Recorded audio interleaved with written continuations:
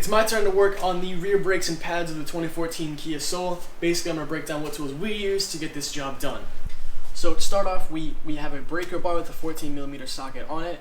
We have an electric ratchet with a 14mm socket on it. This is the first time I get to use it, and I'm super excited. Thank you, Lolly and Pop.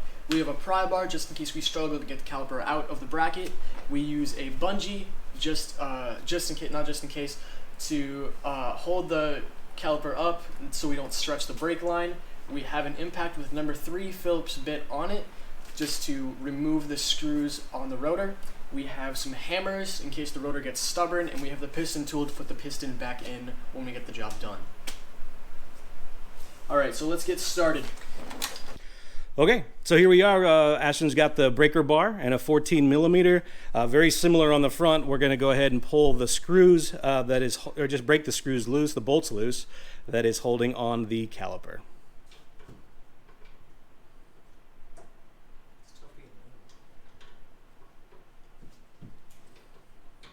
Okay, hang on. We're gonna start over, but stop. Let me tell you something about a breaker bar.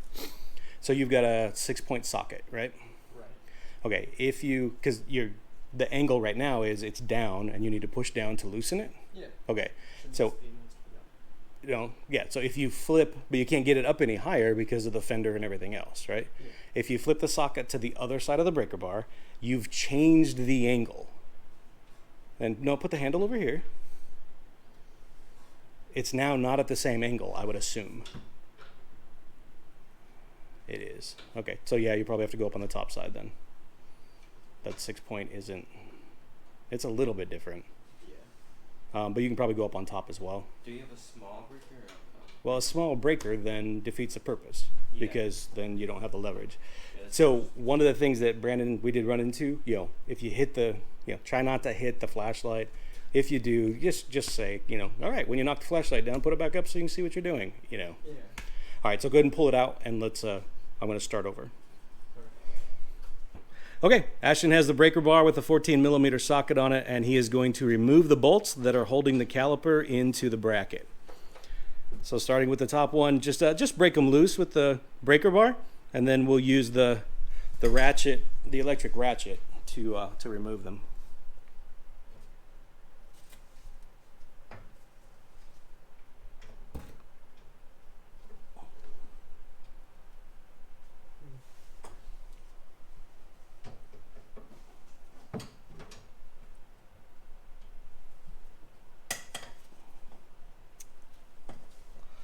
Sometimes we try to use these longer breaker bars. I think this one's a 24-inch. That's really nice just for leverage. Obviously on some of these cars, especially on the rear where you can't turn the tire, that gets a little bit difficult. You may have to grab a shorter, if you have a shorter breaker bar, or a ratchet sometimes to do that. But I think we got it broken loose, and the ratchet should be able to pull it off.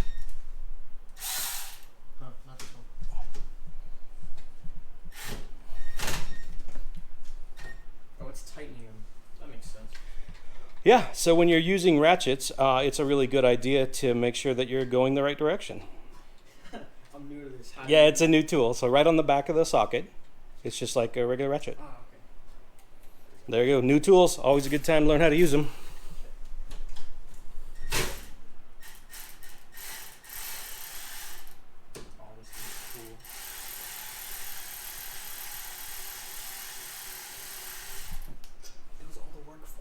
It does. Isn't that great? We're a big fan of tools around here to help us get the job done.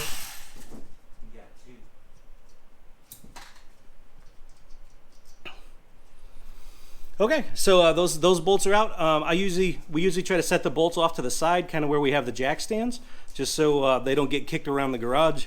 You don't want to spend 30 minutes looking for a lost bolt. So then we're just going to take the caliper itself off. A little bit of prying. Sometimes we got to use the pry bar. You want to be really careful when you're using the pry bar that you're not, breaking something. What we usually do is just kind of set the pry bar right inside of the caliper on the top, between it and the bracket. As you can see there, just a little bit of a pull. We're going to replace that clip, and then hang on to it, with your other hand so we don't drop it. And just a little bit of an angle. Usually, if you pry like the top off, usually by hand, then you can get the bottom and such.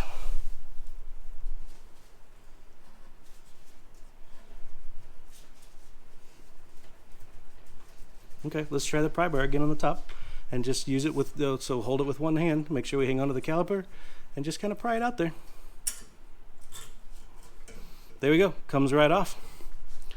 And then we're going to use the like we did on the front. We're going to use that bungee cord and kind of put it in that top hole that we took the bolt out of. And then just find a place up underneath there just to hang it. A lot of these cars are going to have, like this one, there's not a coil spring, so it's kind of hard to find a place. But just usually the shock mount or a little bit of plastic. It's not super heavy. As Ashton is kind of seeing here, the emergency brake cable is there. That's what's kind of hanging. Can you point that out? The emergency brake cable is back there. So that does make it a little difficult on kind of where you put the caliper. So we're just going to end up kind of having to push it out of our way. But the key here with the bungee cord is that brake line is still loose and free, and we're not stretching it or pulling it. All right. Next, on the rear, the caliper bracket bolts are 14 millimeter as well. They were 17 on the front. So Ashton's going to break those loose with our breaker bar.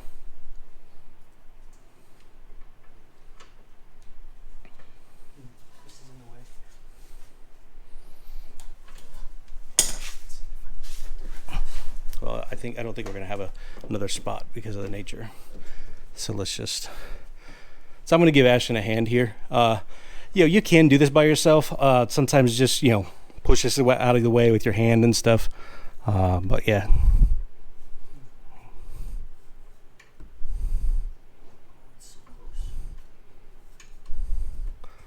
So sometimes what you can do, Ashton's struggling just to get the position on this lined up. We do have a 6-point socket, so there's not a lot of movement, and we don't want to be beating the car up. Sometimes what you can do is just take the socket off of your breaker bar and turn it just 1/4 of a turn.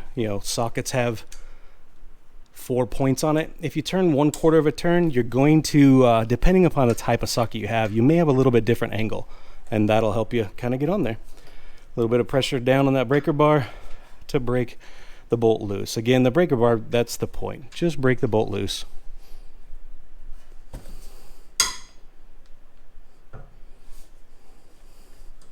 All right, then we can use the ratchet to pull those out.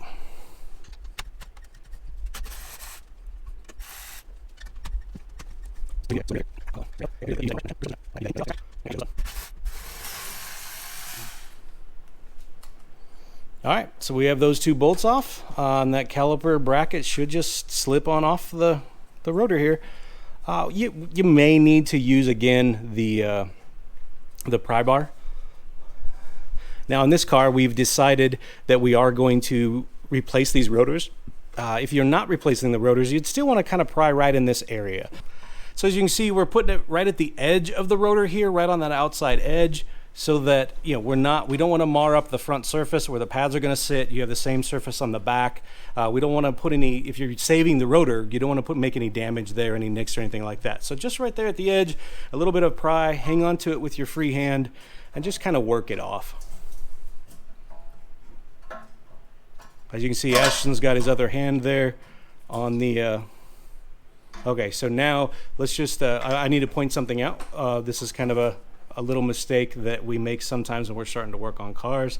As Ashton was prying here with the pry bar, he pried that direction with the handle, and what we've done is taken this shield and squished it down onto the rotor.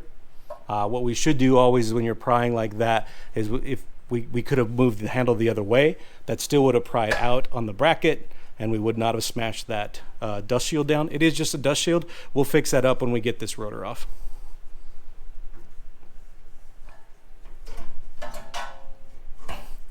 Sometimes once you get it loose here, you can usually just kind of use your hands. As you can see, he's got his left hand over there trying to keep this thing from rotating. It is a free axle. There's no driving here, and we don't have any brakes to hold it still. So sometimes if this really is an issue, you can probably reach in and just pull out one of the pads maybe. If you can pull the pads out with your hand, again, you don't want to pry in there with a tool because you don't want to mar up the front of that rotor. Glove stuck. There we go. At least it wasn't my finger. Yeah.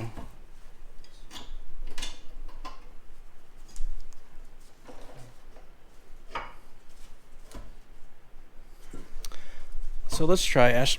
Let's just go, it seems like the bottom is the part we're struggling with. So let's go up here. There we go. Let's see if we can get this up in there. And we're just prying out. I'm not bending up that dust shield. All right, there you go. And see how I kind of just worked the pry bar up and just kept going further and further inside, and just using that way. So that's another way to try that.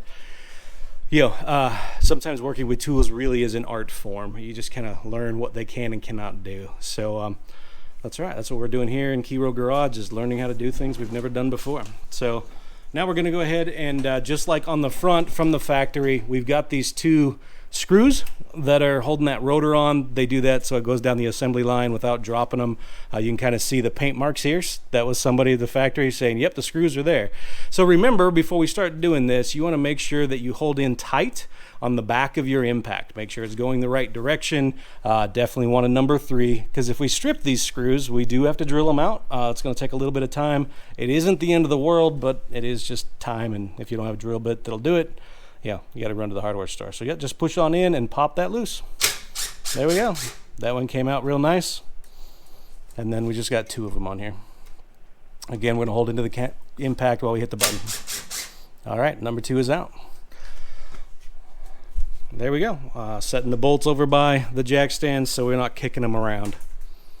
Assuming, I think this car's got 60,000 miles on it. It looks like that's probably original brakes, and so the rotor's probably stuck on just a little bit.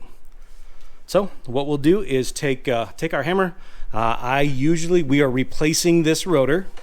So we're not too worried about damaging it. It's going to go in recycling. And so I'll usually take especially on these that freewheel, I will usually take a hammer. We've got a ball peen here. So I've also got a larger hammer that I might use, or a dead blow.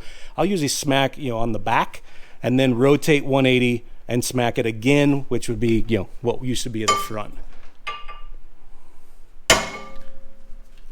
So what you're going to see as we smack this, there's our little bit of rust and dust that fell out. Just give it a swing. There we go. As you can see, that popped right off. So we're releasing that right here around the hub, the center there. You're releasing that it's a little rust bind essentially that happened. So that rotor come on off, and now we can put a new rotor on. We're going to take the caliper bracket over to the bench, and we're going to swap out the pads. All right, if you watched the first half of this video, we showed you how to do this on the front pads. It's going to be the same thing. You've got 2 pads that are stuck in here with these clips, and then the caliper bracket itself. So just pull they are stuck in there. So we are going to replace these. Not a big deal. Just give them a smack. We got a small ball peen here.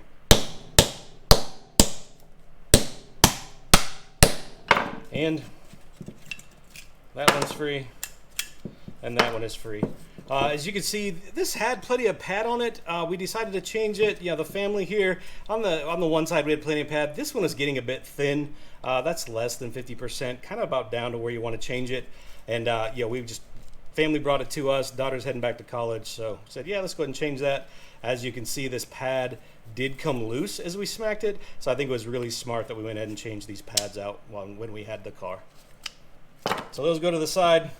Same thing with your clips. We're just going to pull those out. Sometimes they come out by hand. And the other one. All right, there we go. A car of this age, you always want to just make sure that your pins are sliding smoothly. It should suck back in just because of the suction in there. Those two move around really well. And then there's not a whole lot of rust and gunk on this. So I'm going to just hit it real quick with the wire brush. Nothing too big.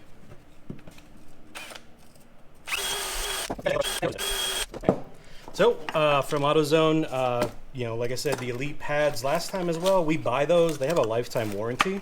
So when these pads go bad, you can actually return them to AutoZone, and they'll give you new pads. And so I usually use those on my vehicles. The other reason I like Elite pads is they give you the clips. So I always like to have the clips. And new clips just for the ease and slide. As you can see, if you were a pad trying to move in and out on this, it's rusted, it's corroded, and that's smooth. When you put new pads in, they're going to start on the outside, they need to move inside, and that may not be a great smooth transition. So the new clips just make it work really nice. and the Elite pads always come with both. So we'll go ahead and cut that open. Every set of brake pads you buy, especially the Elites specifically, you should always have 4 clips, 2 for the left, 2 for the right, and you should have 4 pads, 2 for the left, 2 for the right. So, much like the front, most cars are going to have a pad with a tattletale, we discussed, and a pad without a tattletale. Again, if you skipped over the first part of that, these little tattletales here, as the pad wears down and this begins to touch your rotor, that's the squeaking noise you get. When you push on, you go squeak, squeak, squeak. I'm not sure the real name. I've always called them tattletales. That's just telling you, hey, it's about time to take a look at the brakes. We put those on the inside of your brakes. Number one, that's the side the piston is pushing from. It's usually the inside pad that will wear faster, and so that'll kind of tell you before the outside one runs out, and that's just kind of how they're built to go on the inside. The inside of your bracket is always the one with the bolts and the nuts and the screws. So first, before we do the pad, we gotta put clips on. So just you kind of pay attention on how the clip came off, and just put it back on the same way.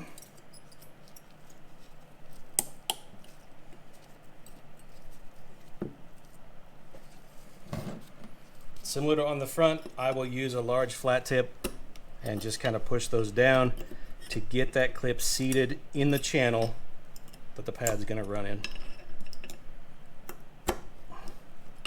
There we go. A little bit different design on these. I'll show you that as we go to put the pad in. Essentially, we're going to be pushing this clip right here, this part of the clip where the screwdriver head is. We're pushing that away and putting that pad in there. And that's what kind of holds them so they don't rattle, so they're not vibrating out down the road, stuff like that.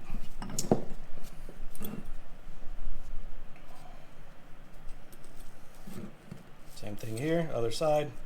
Just snap that clip on the bracket. Take my screwdriver, get my hand out of the way there, and just push down and seat the clip. So what we're looking at here is just to make sure that your clip gets seated inside the cavity where the pad is going to ride. As you can see, I didn't get that one too well. I'll flip it around. Give it a shove.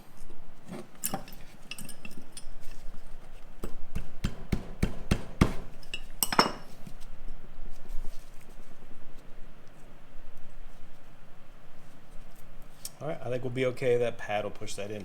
So I usually start with the inside. It just depends. I don't have any real rhyme or reason. The angle or this curve on the pad is going to match the curve on the bracket. That's going to match the outer diameter curve of the rotor. So just kind of line up all the curves. I usually put one pad in, kind of setting it deep in the bracket. And then we can come back here and push it down and just get that started. I'll use the back of my screwdriver. A little tap tap. Then as you can see, I've got it is crooked in there. That's not going to go on your rotor too well. Just kind of grab this other side now and pull it, just wiggle it out a little. Just to line it up so it's going to go over that rotor when we reinstall it. And that's not what you want to happen. You want it to stay in there, not come out. So there we go. As you can see, there we go. The pad is in the clips at the outer edge, just so we can get over that rotor really well. We can squish it back in once we get it put on there. So turn it over. Get your clip in there. Same thing. We don't want a tattletale on the outside. So again, curve lining up with the curve. Get one side in there.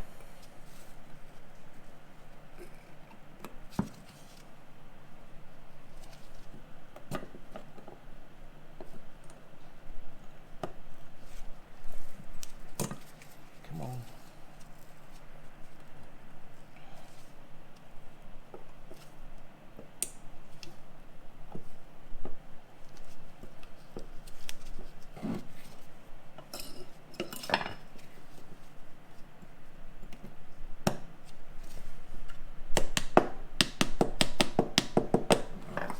Once again, I've got it at an angle, keeping this side in. I'm going to grab that now and bring it out. Hopefully we keep it in the clip this time.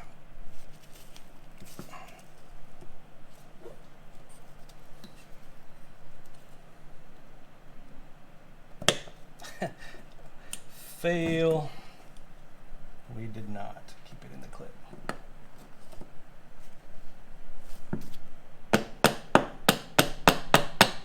There we go.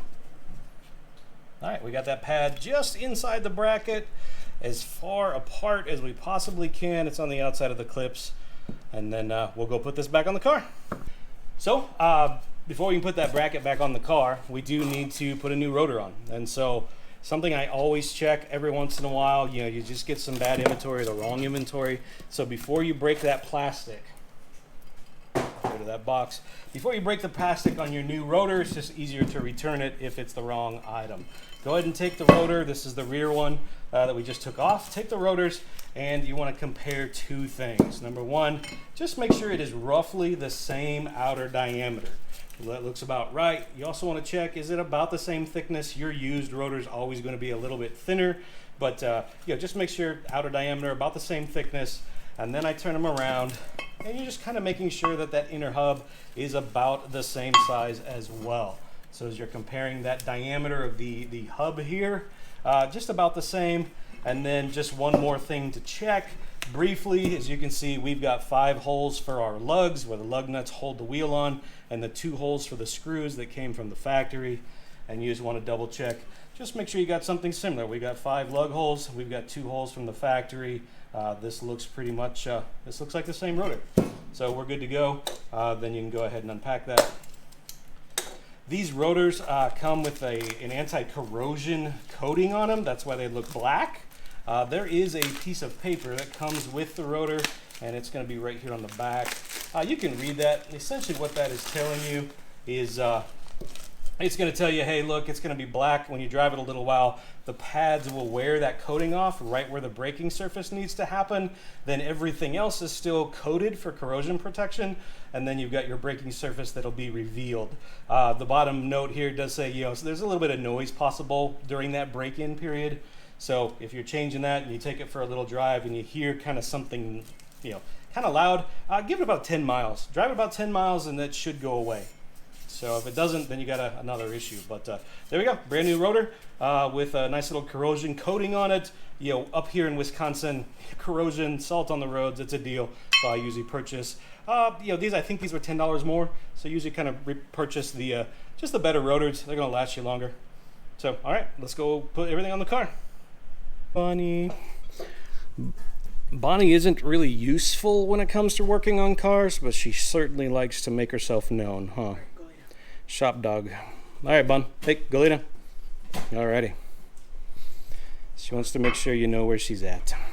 All right, so yeah, so we're going to put the rotor on. Obviously, if you remember the 2 screws that were just offset from the lugs, we need to line up those holes over the screws where the screw holes go so we can put those screws back in.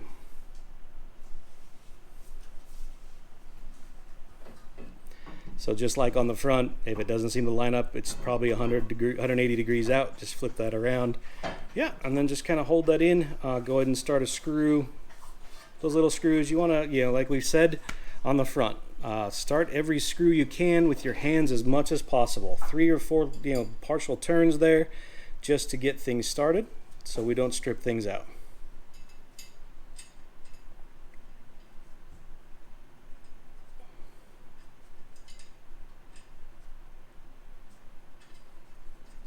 You know what we forgot? Yeah. We didn't straighten that shield. No, we didn't. All right, so we're going to pull this rotor back off real quick and straighten that shield just where we bent it. It doesn't look like it's rubbing, but we do want to go ahead and bend that back out real quick. So I'm going to grab, there's a little trick when you're straightening just a little piece of metal like that, and I'm going to go ahead and grab a crescent wrench or an adjustable wrench, and I'll show you kind of how to do that real quick. If you remember, we kind of bent this down a little bit when we were prying off that caliper. So you can use an adjustable wrench or a crescent wrench and just kind of tighten it right down on there just a little bit. And then you got a little lever here that'll just pull that up. I'm just twisting just a little bit with my hand, and we're just pulling that back away from the rotor, just so you don't have any rubbing and making noise when you're going down the road. So it's a pretty simple fix. You don't go too crazy. It's a thinner metal. The purpose of this dust shield is just like we said. It's just to keep dust and road debris, any of your salt and stuff off the back of this that doesn't need to be there. All right. All right, now we can put that rotor on, aligning the two holes to hold on those factory, the screws to hold the rotor on from the factory.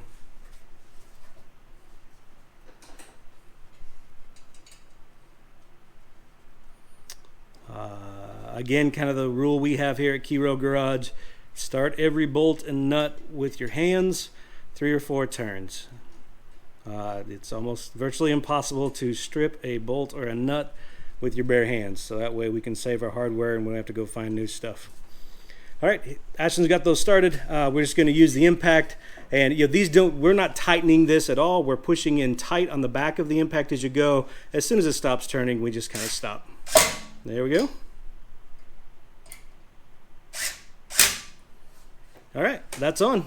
Then we've got our pre-built. We put the pads and everything in, kind of showing that caliper bracket, the bolts, the nuts, all where that goes does go on the inside or the back. You hold it up there and just reverse order. We're gonna take the bolts there on the back and get in there and get that caliper bracket on.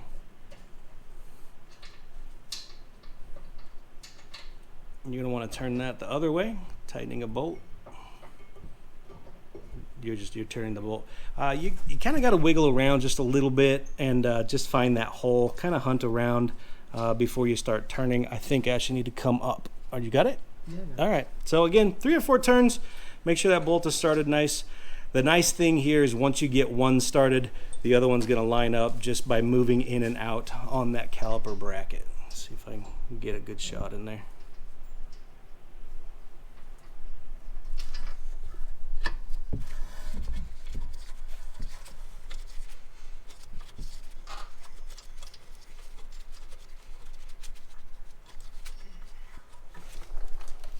All right, then Ash is going to use our electric ratchet, our new Christmas present that we're super excited about. And he's going to hold that caliper out of the way. Since I'm here, I'll give him a hand. And he's on.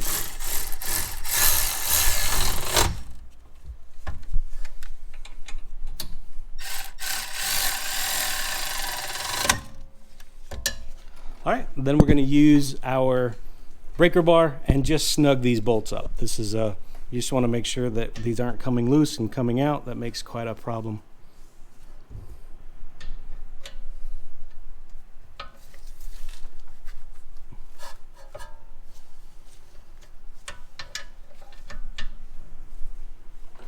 All right, that's good. We don't, believe it or not, when you've got a lever this long, 24-inch, 2-foot long breaker bar, it doesn't take a whole lot to break a bolt. And so we just don't want to be doing that. And so you put some leverage on it. If you've got a torque wrench, you can look online and see what the torque is and tighten those up. We just kind of just get them in there and just snug it. Again, Ashton's having a little bit of problems with just the angle, so he just switched it, put it on the bottom of the fender. You just always want to be careful you're not smacking the car. Other than that, it's tight. All right. The next thing we need to do is to push this piston back into the caliper. Now, rear disc brakes have a couple different ways where they do the emergency brake. This one has the cable, and the emergency brake has all of this mechanical on the outside of the caliper that initiates that'll push the emergency brake in. And so some of these cars, this will just push straight in, and you can use your, whoops, lost it. Can you help me with that bungee cord? Some of these cars will have, you can just push that piston back in. Some of the older cars, actually you had to turn the piston while it went back in. So we'll just take a look and figure out which one this is. Now when we did the front brakes, I had recommended just setting this up on top of here where you had access, and that's always a great idea. It's not always feasible. The emergency brake cable is going to hold that down in place, so we just can't get it up where we want. All right. So before we go pushing that piston in, we got to push the piston in to clear all these pads. Before we do that, we need to go back and make sure that we have our master cylinder open. So as we push and pressurize the system, that brake fluid has somewhere to go without putting undue pressure in the system. So let's go check under the hood. All right, just like on the front, you got your battery up under here. This white container is the master cylinder reservoir, and we put the cap back on as we finished up earlier, just to keep dust out of there. So for right now, we're gonna push some pistons in. You take your cap off and just set it right there, and that allows that the fluid to move back into the reservoir without a whole lot of pressure. What we need to do now that we've opened up that master cylinder is we do need to push this piston back into the caliper.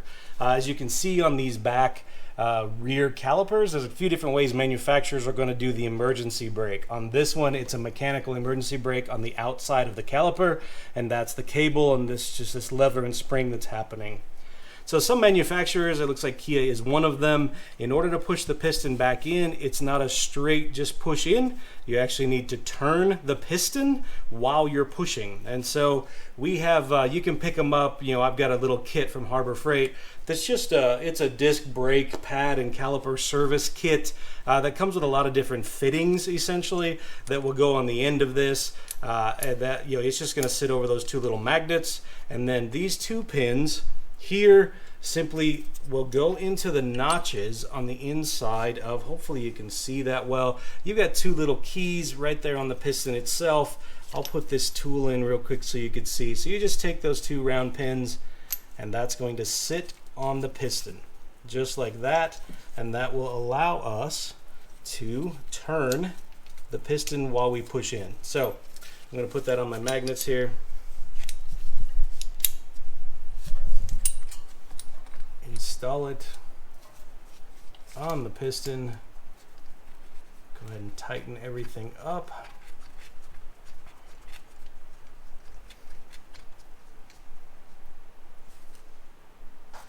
All right, and then we are turning, if you can see that right there by my thumb, we are turning that piston while we're pressing in, and that piston's just going right inside the back into that caliper.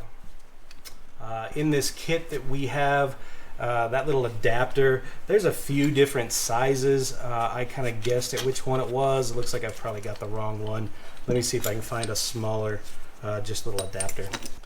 When you get those kits, they usually come with a piece of paper that kind of tells you the manufacturer name and the different, every little adapter has another number. This has a 7 on it.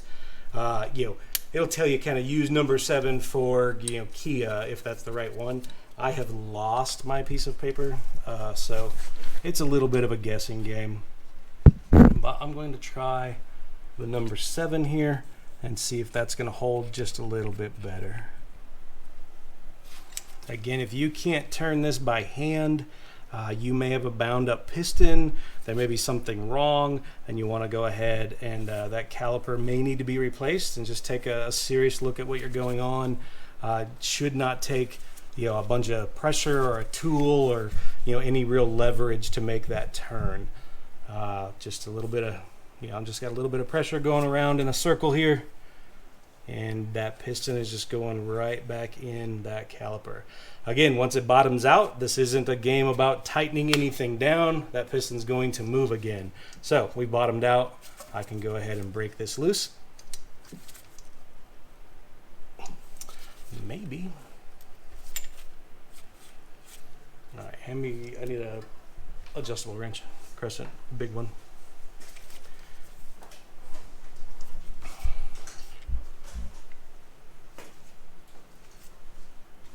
All right, so we just want to break this loose, and there we go, just so we can get it back out.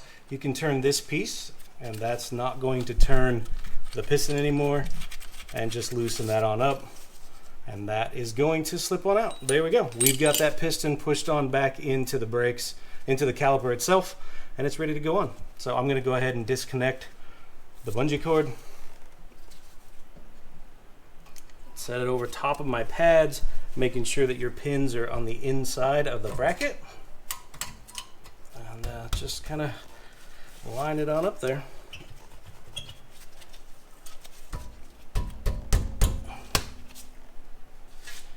The bolts that we removed before, again, you know the rule, 3 or 4 turns to get it started. Take the other bolt on the bottom, and the same thing.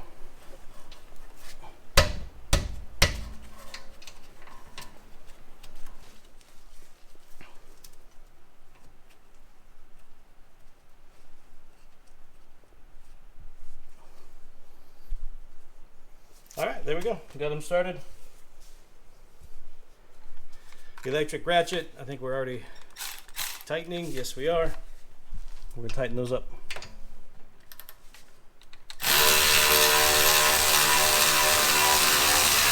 Ah, I don't know if you can see that, but let's look on the top here. So these pins are made to slide back and forth. And if you noticed on the bottom as I was spinning there, it is spinning and therefore not tightening. So one of the things we need to do is grab a wrench and we will hold the inside of this while we tighten. So I'm gonna go grab a wrench real quick. We'll show you what we need to do. Okay, so I went and grabbed a 17 millimeter open-ended wrench, and what we're going to do, I think it might be easier to show you here on the top, we're going to hold the inside that pin while we tighten the bolt on the outside, and that'll just keep that inside from spinning while we tighten the bolt. So, all right, so what we have is the 17 millimeter wrench. We're going to place that on the bolt. As you can kind of see, if you place that on the bolt there, the pin, you can hold that still while the ratchet is spinning the bolt. So we're going to do that on the bottom here. I've got a 17 millimeter open-ended wrench, and that just goes here on the bottom piece, just right there. And then we will take our ratchet, our new Christmas present that we're super excited about, and we will tighten up, we'll tighten up that bolt.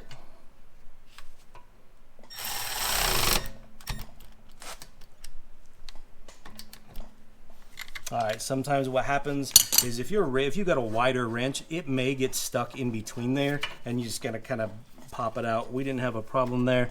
That seemed to tighten up really well, and we'll tighten up the top one as well.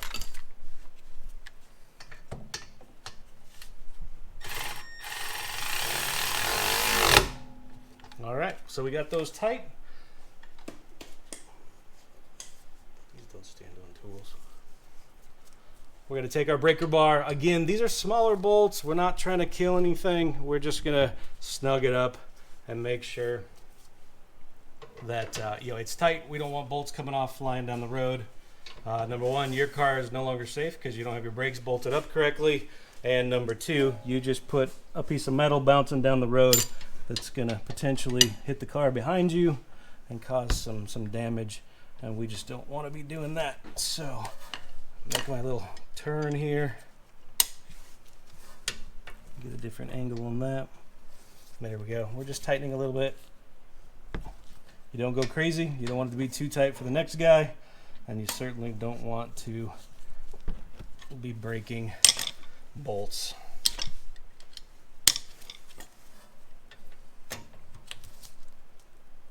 Now, the manufacturer is going to recommend there's a certain torque that you set those to, and you can look that up if you have a torque wrench.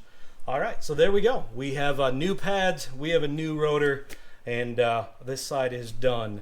Learn from my mistakes. Please make sure you pull your bungee cord out. You don't want a bungee cord inside your rim. And we're going to go ahead and move to the other side. Thanks for joining us today. We encourage you to leave a comment down below if you have any questions or anything you did differently. And maybe you could subscribe. That'd be very nice. We encourage you to...